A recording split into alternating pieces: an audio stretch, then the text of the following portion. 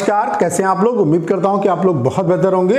ये वीडियो उन सभी एस्पिरेंट के लिए बहुत ज़्यादा हेल्पफुल होने वाला है जो एसएससी सीएचएसएल 2024 का मेंस एग्जाम देने जा रहे हैं। बहुत ज़्यादा टाइम आपके पास नहीं बचा हुआ है, तो लास्ट टाइम में जो 1-2 दिन आपके बचे हुए हैं आपके पास, इसमें आपको क्या करना है क्या नहीं करना है उसके बारे में बात करेंगे। कुछ मैं आपको अपनी तरफ से एडवाइस देने वाला हूं। अगर आप इन्हें इम्प्लीमेंट करते हैं तो मैं दावे के साथ कह सकता हूं कि 100% आपके जो मार्क्स हैं वो ज़रूर इंक्रीज़ होंगे। उसके अलावा इससे आपको बेनिफिट भी मिलेगा। तो इस वीडियो को एग्ज़ाम से पहले ज़रूर देख लेना, आपके बहुत ज़्यादा काम आने वाला है। ठीक है, चलिए स्टार्ट करते हैं। सबसे पहले अगर आपको लग रहा है कि यार कुछ भी पढ़ा नहीं है, मतलब अगर आपको ऐसी फीलिंग आ रही है कि पढ़ा तो बहुत कुछ है लेकिन अब आपको ऐसा लग रहा है कि कुछ भी पढ़ा नहीं है, मतलब मैथ्स में भी ये चीज़ें डाउट आ रहा है, हर सब्जेक्ट में ऐसा लग रहा है कि यार यहाँ पे ये चीज़ छूट गई है, यहाँ पे ये चीज़ छूट गई है, तो यकीन मानिए कि आपकी प्रिपरेशन बहुत अच्छी है, आपने बहुत अच्छे तरीके से प्रिपरेशन की है। अगर आपको ऐसा लग रहा है कि कुछ पढ़ा नहीं है, सब कुछ भूल रहे हैं, तो ऐसा हर एक एस्पिरेंट के साथ होता है, आपके साथ अकेला नहीं हो रहा है। ठीक है, तो अगर आपको ये फीलिंग आ रही है तो यकीन मानिए कि आपकी प्रिपरेशन बहुत अच्छी है।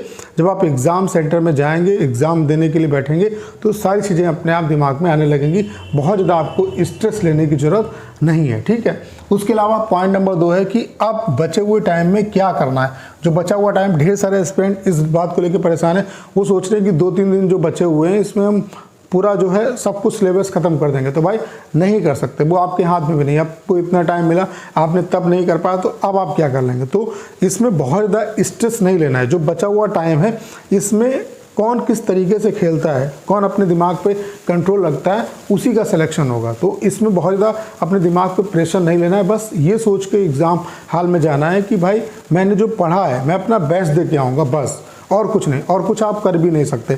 हाँ, जो बचा हुआ टाइम है उसमें आप क्या कर सकते हैं, जैसे कि मैथ्स वगैरह में जहाँ पे जैसे कि एडवांस में जो थ्योरम वगैरह हैं उनमें अगर कुछ भी कहीं पे भी कन्फ्यूज़न है तो उन्हें आप देख सकते हैं। कहीं पे भी अगर किसी भी चैप्टर में दिक्कत है तो उसके फार्मूलाज वगैरह को देख सकते हैं। ठीक है, इंग्लिश में क्या कर सकते हैं कि ग्रामर के रूल वगैरह हैं इन्हें देख सकते हैं। ऐसे ही आप जो हैं जीके जीएस में जो करंट अफेयर्स के अगर देखना चाहें तो उन्हें देख सकते हैं। बाकी मैं तो आपसे कहूँगा कि जो बचा हुआ टाइम है इसमें चिल करिए, बहुत ज़्यादा स्ट्रेस लेने की ज़रूरत नहीं है। इंग्लिश में जो ग्रामर के रूल वगैरह हैं इन्हें आप देख सकते हैं, तो इससे क्या है कि आप एक सरसरा जो रिवीजन है वो कर सकते हैं। बाकी बहुत ज़्यादा स्ट्रेस लेने की ज़रूरत नहीं है। जितना आप एंजॉय कर सकते हैं इन बचे हुए दिनों में उतना एंजॉय करिए। जितना स्ट्रेस फ्री होके आप एग्ज़ाम देंगे उतना आपके नंबर अच्छे आएंगे। कभी कभी आपने देखा होगा कि जो लोग बहुत ज़्यादा पढ़ते हैं उनका सिलेक्शन नहीं होता, और जो लोग कुछ बहुत कम पढ़ते हैं फिर भी स्मार्ट तरीके से जो है मतलब वो प्रेशर को हैंडल कर लेते हैं और उनका सिलेक्शन हो जाता है। तो बस यहाँ पे काम इसी बात का है कि अगर प्रेशर आपने ले लिया तो फिर जितनी मेहनत है वो बेकार चली जाएगी। ठीक है, उसके अलावा पेपर को एक सही तरीके से आपको अटेम्प्ट करने की ज़रूरत है। पेपर में किसी भी क्वेश्चन पे आपको रुकना नहीं है। ठीक है, हर एक कम से कम ट्राई करिए कि जो पूरा पेपर है उसको आपको 2-3 बार जो है उसे रिपीट करना है। ठीक है, किसी भी क्वेश्चन पे आपको रुकना नहीं है। ठीक है, उसके अलावा अब आपको मैं एक सलाह देता हूं कि आप मॉक टेस्ट वगैरह इसको अवॉइड करिए, क्योंकि बहुत ज़्यादा आपके पास टाइम नहीं है। और मॉक टेस्ट से क्या है कि अगर आपने मान लेते हैं मॉक टेस्ट दिया और मॉक टेस्ट में आपका स्कोर कम आया तो कहीं ना कहीं आपके दिमाग पे वो चीज़ मतलब जाएगी कि यार यहाँ पे तो इतना कम आ रहा है तो कैसे एग्ज़ाम क्वालिफाई करेंगे। तो आप मॉक टेस्ट मत दीजिए, सेक्शनल जो मॉक हैं उनको आप लगाइए। ठीक है, जैसे इंग्लिश के सेक्शनल मॉक हैं, जीके जीएस के लगाइए, फुल मॉक मत लगाइए, इसे आप अवॉइड करिए। इससे कोई आपको बहुत ज़्यादा बेनिफिट नहीं होगा, बाकी ऊपर से स्ट्रेस होगा। उसके अलावा डिफ़िकल्ट मॉक तो बिल्कुल भी कोई नया मॉक ट्राई नहीं करना है। अगर आप लगाना चाहते हैं तो प्रीवियस ईयर बेस्ड आप जो मॉक टेस्ट हैं वो आप लगा सकते हैं। ठीक है, उसके अलावा आपको टाइपिंग में क्या है कि बहुत ज़्यादा स्ट्रेस नहीं लेना है। ठीक है, अगर इस समय क्या है कि थोड़ा सा स्ट्रेस है आपके दिमाग में, तो सबसे ज़्यादा आपके लिए ज़रूरी है कि जो आप लैपटॉप में उसे कीबोर्ड को कनेक्ट करने की ज़रूरत नहीं है। नॉर्मली कीबोर्ड को लीजिए और ए से लेकर के जेड तक जो अल्फ़ाबेट हैं उनकी लगातार प्रैक्टिस करते रहिए। ठीक है, बाकी आप मतलब टाइपिंग की प्रैक्टिस करना चाहें तो कर सकते हैं। बाकी इसे भी मैं अब अवॉइड करने के लिए आपसे कहूँगा कि इसे भी अवॉइड करिए। बहुत ज़्यादा, चूँकि क्या है कि अभी स्ट्रेस है आपके दिमाग में, तो अगर मान लेते हैं कि कोई आपने टेस्ट दिया और उसमें आपकी स्पीड कम आई तो वो आपके कहीं ना कहीं माइंड पे इफेक्ट डालेगी कि यार नहीं होगा। ठीक है, तो उसको अवॉइड करिए। बस अपने ऊपर कॉन्फिडेंस रखिए और ए से लेकर के जेड तक जो अल्फ़ाबेट हैं उनकी प्रैक्टिस करते रहिए। ठीक है, बाकी उसके अलावा आपको क्या करना है, don't take too much stress, सबसे इंपॉर्टेंट तो यही है, आपको स्ट्रेस नहीं करना, जितना आप चिल कर सकते हैं मूवी वगैरह देखिए और दिमाग में एग्ज़ाम का स्ट्रेस मत लाइए, बस ये सोच के जाइए कि मुझे अपना बेस्ट देना है। अगर ये सोच के जाएंगे तो एग्ज़ाम आपका बेहतर होगा। उसके अलावा आपको एग्ज़ाम हॉल में जो है मतलब आपका जो भी एग्ज़ाम सेंटर है उसमें टाइम से पहले पहुंच जाना है। उसके अलावा बहुत ज़्यादा जो है बात करने में जो है अपनी एनर्जी को ख़राब नहीं करना है, वो एनर्जी आप अपनी जो है एग्ज़ाम देने में जो है अपनी वो डाल रही है एनर्जी, ठीक है। तो एग्ज़ाम हॉल में टाइम से पहले पहुंच जाना है और अपना बहुत ज़्यादा बकवास वगैरह नहीं करनी है। बाहर एग्ज़ाम सेंटर के बाहर आपने देखा होगा बहुत लोग ज्ञानी बनते हैं, तो भाई चुपचाप जाइए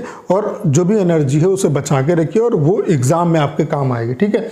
उसके अलावा आप जो बचा हुआ टाइम है इसमें कुछ भी नया आपको ट्राई नहीं करना। अगर जैसे मान लेते हैं कि कुछ बच्चे हैं वो 2 फिंगर से टाइपिंग कर रहे हैं, ठीक है, तो अब आपको ऐसा नहीं है कि आपको कुछ नया करना है कि आप सोचो कि 5 फिंगर से करें। तो अगर 2 फिंगर से कर रहे हैं कोई दिक्कत नहीं, जिस तरीके से जो भी कर रहे थे वो करते रहो, कुछ नया ट्राई मत करो, कोई दिक्कत नहीं है, ठीक है। अब इसी स्टेज पे आके कुछ नया आप कर भी नहीं सकते, ठीक है। ना नया कुछ पढ़ना है और ना नया कुछ ट्राई करना है, जो आपने पढ़ा है उसी का जस्ट रिवीजन करना है, ठीक है।